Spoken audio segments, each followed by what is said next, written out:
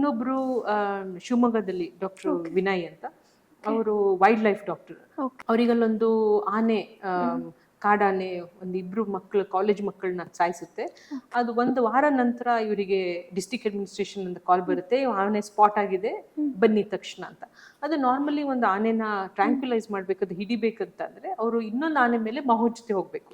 Okay. But ಅವತ್ತು ಈ ಮಕ್ಕಳು ಇಬ್ರು ಕೊಂದಿತ್ತು, ತಕ್ಷಣ ಬನ್ನಿ ಟೈಮ್ ಇಲ್ಲ ಅಂದ್ರೆ ಆನೆಗಳನ್ನ ತರಿಸಿ ಕರ್ಕೊಂಡು ಹೋಗೋದಿಕ್ಕೆ ಅಂತ ಹೇಳಿದ ತಕ್ಷಣ ವಾಟ್ ಹಿ ಡಸ್, ಅವರು ಕಾರಲ್ಲೇ ಅಂದ್ರೆ ಜೀಪಲ್ಲೇ ಕಾಡ್ ಒಳಗಡೆ ಹೋಗ್ತಾರೆ. ಅವ್ರ ಜೊತೆಗೆ ಇಬ್ರು ಸಹಾಯಕರು ಇರ್ತಾರೆ. ಆ ಆನೆಗೆ ಅವರು ಗನ್ನ ಲೋಡ್ ಮಾಡ್ಕೊಬೇಕಲ್ಲ, ಟ್ರ್ಯಾಂಕ್ಯುಲೈಸರ್ ಮಾಡ್ಕೊಳ್ಳೋ ಸಮಯದಲ್ಲಿ ಅದು ಆನೆ ಎಲ್ಲಿದೆ ಅಂತ ಇನ್ನೂ ಗೊತ್ತಿಲ್ಲ ಅವರಿಗೆ, ಎಲ್ಲಿದೆ ಅಂತ ಅಷ್ಟೇ ಗೊತ್ತಿದೆ, ಆ ಸ್ಪಾಟಲ್ಲಿ ಎಲ್ಲೋ ಇದೆ ಅಂತ. ಅದು it will be right behind bush, ಅಲ್ಲಿ ಪೊದೆ ಹಿಂದೆನೇ ಇತ್ತು, ಅದು ಗೊತ್ತಾಗಿಲ್ಲ. ಅದೇನ್ ಮಾಡುತ್ತೆ, ಸ್ಟ್ರೇಟ್ ಹೆಡ್ ಆನ್ ಚಾರ್ಜ್ ಮಾಡುತ್ತೆ ಇವ್ರಿಗೆ. ಚಾರ್ಜ್ ಮಾಡಿ ಇವ್ರದ್ದು ಚೆಸ್ಟ್ ಮೇಲೆ ಕಾಲಿಡುತ್ತೆ.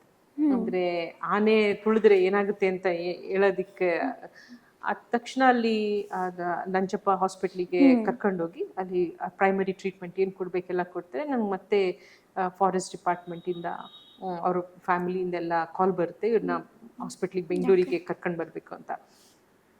ಆವಾಗ ನಾವು ನಮ್ಮ ಟೀಮ್ ಹೋಗಿ ಅವನಿಗೆ ಲಂಗ್ ಬೈಪಾಸ್ ಮಿಷಿನ್ ಹಾಕ್ತೀವಿ. ಅಂದ್ರೆ ಈಗ ಹಾರ್ಟಿಗೆ ಹಾಕಿದ್ವಲ್ಲ ಅದೇ ತರ ಲಂಗ್, ಯಾಕಂದ್ರೆ ಅವ್ರ ಲಂಗ್ಸ್ ಫುಲ್ ಕ್ರಶ್ ಆಗಿತ್ತು. ರಾತ್ರಿ 2 ಗಂಟೆಗೆ ಅವರಿಗೆ ಮಿಷಿನ್ ಹಾಕಿ ಬೆಳಿಗ್ಗೆ 6 ಗಂಟೆಗೆ ನಾವೊಂದು ಗ್ರೀನ್ ಕಾರಿಡಾರ್ ಕ್ರಿಯೇಟ್ ಮಾಡಿಸ್ಕೊಂತೀವಿ.